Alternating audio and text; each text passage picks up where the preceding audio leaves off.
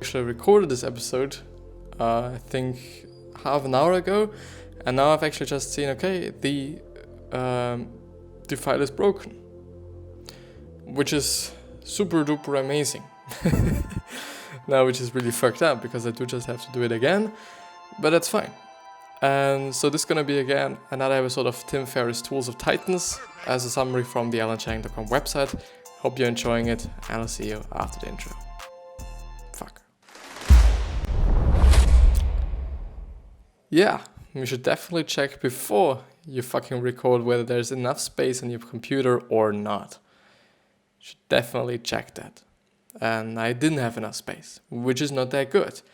And I do hope that after this one's gonna be okay. You know, I only assume that this is because I didn't have enough space on my PC, which happens. Like, you know, these datas and all these files that I'm having to deal with are so enormously big, and therefore I do just really have to somehow kind of juggle with them, put it on another hard drive that I'm having here.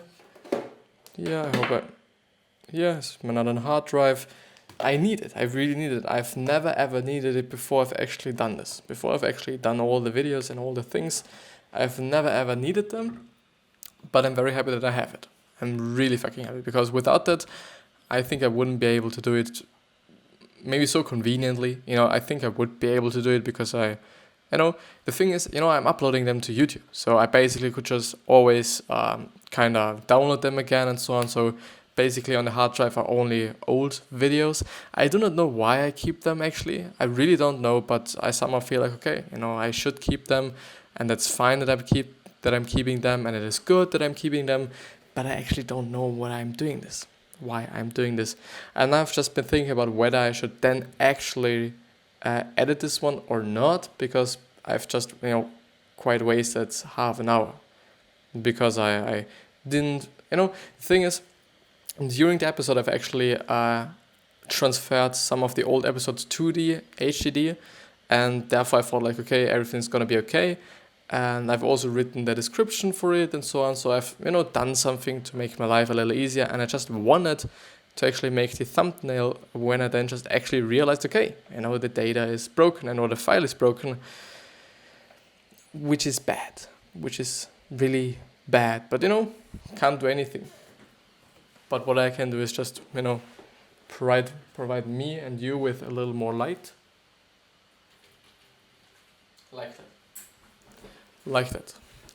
I could actually also turn on my light or do it like this. Okay, this is bright enough. Let me see. I won't break my heart, I won't get it.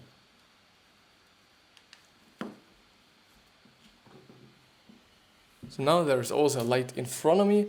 I do think, yeah, it's definitely a difference. But yeah, without actually wasting a lot of time of you and me, we are going ahead with the summary of Tim Ferriss' Tools of Titans.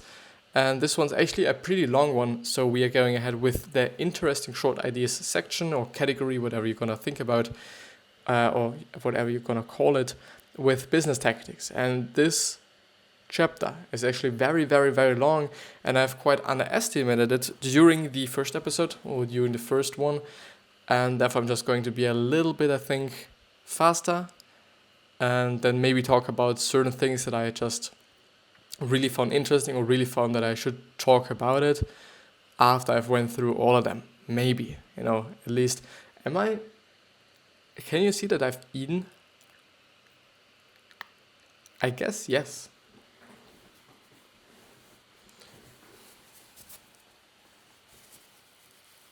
Can you?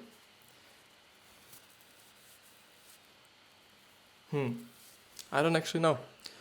But it looks like it would be the case when I'm just viewing myself in the screen. And I've actually made it a lot smaller now. Raise prices. I think I'm not gonna read them now, but I talk about it, you know, what's in there. Raise prices, actually something that I've heard often from Gary Vaynerchuk, for example, that people do not raise their prices. And I do just have to say, raise your prices if you can. If there is the demand and if people are going to buy it, why not? Apple is only able to actually have those prices they have because they know that people are still gonna buy their stuff, because people actually will buy their stuff, It's not a secret, I guess, but they can do it.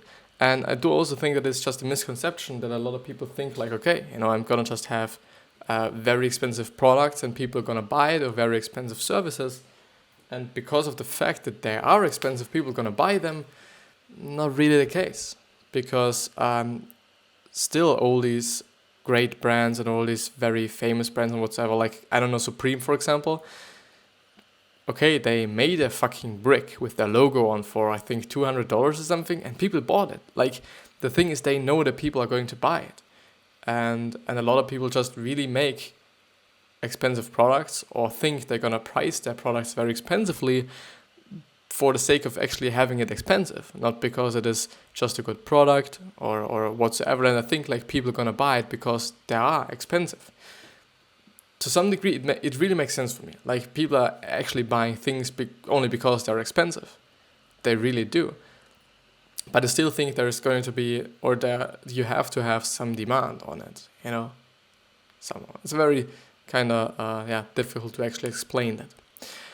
And there is an example from Case, actually, I don't know, Jarvis, who is a photographer, and he was charged $2,500 a day on his first gig, on his first day rate gig, and but he's also or only able to do that because his craft is incredibly good, and he has these photographic skills, or whatever you want to say.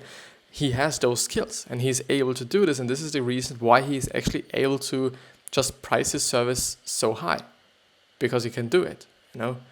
I do not want to say that everyone's who's actually pricing their products or services very high is actually the best in the area. I think for the beginners it actually is the case, but for those people that are actually in the industry and that have maybe actually been in the industry for a long time, doesn't necessarily have to be the case. Really doesn't have to be the case. I do also think like, okay, having being nice and whatsoever just could also play into that you just have the demand, not because you're just the best in this kind of area, but you're nice and you're fun working with, and therefore you do just have a lot of demand, and therefore you're just going to supply a lot, and therefore you're able to actually price your product or your service that high. Ramit Sethi gives away 98% of material for free and then charges very high prices for flagship courses, which then are 10 to 100 times what competitors charge, which is actually also a great tactic, and I've mentioned it in the first, the original episode as well. Actually, this is the second time where this happened to me. The first time where it happened was the audio was completely broke. It wasn't. I thought about actually uploading it because I'm really against actually the perfectionistic thing, but I don't know. Like, you weren't able to understand any fucking thing, and so therefore it was just like, why would I upload it? Like, it wouldn't make any fucking sense. Would just be really unnecessary. But it makes sense. It really makes sense that you actually kind of give away stuff for free, because at my point of view, it creates brand and it creates the demand. And this is also the reason why I think that actually joining an industry or joining a certain game, which is a metaphor, a great way is actually to do free work. And I would also do the same thing, and I've also done the same thing. Not on such a big level, just on a really small level, but I think if you're willing to get in the industry, you should do it on a big level. Like, you should really just work for free for a year or something, and then you can charge something for it, because you're as well creating the certain demand that you're gonna need. And but if you're doing it on a very small scale, you're just wasting a lot of time and a lot of energy of yours, because then you clearly know, okay, it's not gonna lead to anything but to, okay, maybe you being nice to somebody else and giving them something for free, but in the end, it's really unnecessary doing it on a very, very small scale. Tim Ferriss charges didn't take advertisers until he had 100k plus downloads per episode, avoiding the small fish. Yeah, he also sometimes has priced has high-priced events costing 10k per seat with 200 seats, which then, as I've calculated it in the last episode, is $2 million, which is definitely something. It really is something, but he can do it because people are going to come and whatsoever, and people are buying it. And also, I think, he still has to kind of pay the rent for the room they are in and all other things, like maybe food and drinks and whatsoever, and, the people that are working there.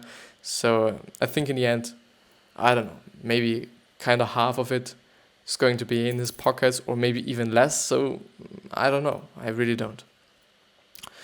Failure is not good. This is a section where I was kind of, amazed by in a maybe negative way, because I in general think that failure is not good, but you can view it as being good. Like, I think if you're viewing failure as something that's so incredibly bad and you should definitely not have any failures, makes sense. It really makes sense. Just failing as such is not good. It really is not. But I guess if you failed and then you view it as so devastating and so just bad and so whatever, it's not going to make anything better. But I would rather view it as something that you can learn something from. Like, okay, you have failed, but what can you learn from that? And I think you can also or always learn something from certain situations or certain things that happen to you. You just have to view. I think you just have to search for them. It's the same exact thing with positivity and happiness, I guess. What I've been talking about actually yesterday, if I remember correctly, because we're living in such a negative world that we just have to look for positivity and happiness. We just really have to look for it. It's not like it's going to be there. It's not going to come to you. It's actually like you just have to search for it. But yeah, I'm gonna read that. Mark Andreessen, whoever it is, or however actually I pronounce it or should pronounce it, feels pivoting is too easy of an option and overvalued. But the time into figuring out and getting it right. Put the time into figuring out and getting it right. Peter Thiel believes failure is overrated. Most businesses fail for more than one reason. So when a business fails, you don't learn anything at all because the failure was over-determined. Failure can be damaging and demoralizing, and the death of every business is a tragedy. And the last one is from Jack Dorsey, and he says the worst advice given in his trade is fail fast. And then I've actually said that, failing as such is not good, especially if you're not doing it on purpose. Like, failing on purpose is, I think, the dumbest shit you can ever do. Like, only for the sake of learning something. I get it. Okay, yes, you can view it as, okay, you learn something, but failure as such, I guess, is not that good. Like, I don't know. Like, I'm more debating about how you can view it or how it is being said and the actual thing. Well, just be optimistic, I guess. Well, maybe this is just the takeaway from that. I don't know. Psychological warfare. And this is definitely something that I do not know whether I would do it. I guess I wouldn't do it because it would fuck my karma just so immensely. But when competing in bodybuilding competitions, Arnold Schwarzenegger would tell competitors if they had a knee injury since they looked a bit slimmer. And this would throw them off. I assume they actually would have been thrown off by that, if someone's actually coming up to them, especially, when this person is so incredibly young. Because if I remember correctly, Arnold was actually the first ever, or the youngest Mr. Universe in history of the human species, I guess, if I remember correctly. And I guess yes. And which is amazing. I think he was 19 or something, or 20. And yeah. Which is amazing, but you have to kind of think about it as like, okay, he was training for 5 years until then. Like, he started with 15 or 14 or something, and then with 16 or something, he had his first competition and something like this. He was just incredibly young. This is just facts.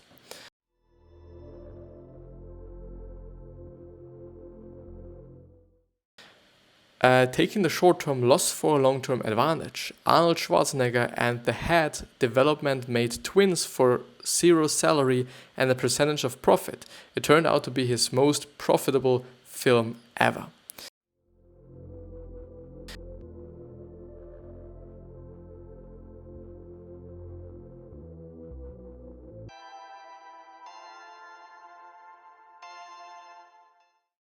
George Lucas negotiated for toy rights. Is it Toy Story? I guess, I don't know, for toy rights. Are there, or is it actually like toys and the rights for toys? I don't know. Are there any ways you can bet on yourself, lower short-term risk for the counterparty, but increase your long-term potential? Question mark. What about working at a company you really like for free, converting your salary to more equity? So converting your salary to more equity? Question mark. Also makes sense. And I guess this is actually something that Tim Ferriss does in another way. He's actually doing it like, okay, he's getting more equity in certain companies by actually working for them. So being an advisor and whatsoever, rather than getting the money for actually his service. And I think this is actually a good approach, because there you only put time into it, and maybe more, maybe less. And maybe chances are pretty high that you get more out of it than just getting paid for what you're doing, I guess. Yeah. But I think it is often the case that people really take the short-term pleasure rather than the long-term pleasure. And in terms of food, I've discovered it's actually completely like it's short-term pain and it's long-term pain, because just to some degree, not fully, sometimes it's not, often it is, but it is actually the case, okay, when you're eating something that's really fucking heavy, like, I don't know, a burger or something, then you're feeling just really sick in the short term, but you're also going to feel bad in the long term because you're going to be not that healthy as you could be. So it's definitely like a short-term pain and a long-term pain. So it's actually really quite unnecessary to eat unhealthy. Sometimes, like, I don't want to say that everything that you're going to eat which is unhealthy, is going to be so heavy that you feel sick or something. Definitely not, really not. But but I think really in the end it is definitely a long-term pain, because you're not going to feel that good maybe when you're old, because you've eaten all that crappy shit until you got 80 or 70 or something. Not that good. Just eat healthy, please. Really, please. Speed in decision making for subordinates. Reid Hoffman empowered his reports to make judgment calls. I'm okay with an error rate of 10% to 20% if it means you can move fast, which is actually also the opinion of not Tim Ferriss, but Jeff Bezos, because he said, like, everything is so fast and it is better to actually be fast than to be 100% accurate, because most of the time those things that didn't or that haven't been that accurate can be just corrected afterwards pretty fast and pretty easy and pretty cheaply. So, yeah. Tim Ferriss gave his supplement Fulfillment Partners discretion. I don't know how it is actually pronounced. I'm very sorry. Discretion, this whatever, for $100 course. Nothing exploded. He reduced his customer support time from 40 to 2 hours per week. And now he says people's IQ seems to double as soon as you give them responsibility and indicate that you trust them. Speed in execution. If you have a 10-year plan, why can't you do this in 6 months? By Peter Thiel, which is, I think, could often be the case. That people think like, okay, it's going to take so long, but sometimes it doesn't take that long. It definitely also comes up to how much you work, how hard you work it, how bad you want to have it, and whatsoever. But yeah. Not having to be hyper competitive. Peter Thiel has in the past been too focused on beating competitors rather than on doing something that's more important. He also believes competition is a terrible thing for company health, preferring monopolies. How do I become less competitive in order that I can become more successful? Eric Weinstein switched to tech from academia because it's better to be in an expanding world and not quite in exactly the right field than to be in a contracting world where people's worst behavior comes out. In a competitive space, your mind becomes defensive and rent-seeking. It could actually be the case, but I always say that you should definitely do what you love, even though it might not be the best market for it. But, if you think about it like this, if you're in this kind of market, and you're just the best in the market, you're still going to have decent money. I'm not saying you're going to be a millionaire. I'm not saying that you're going to be a trillionaire or billionaire. But I think you can live decent off of whatever you're doing, unless you're doing a lot of it because you like it. Most often, I guess. Not always. I really not want to say always.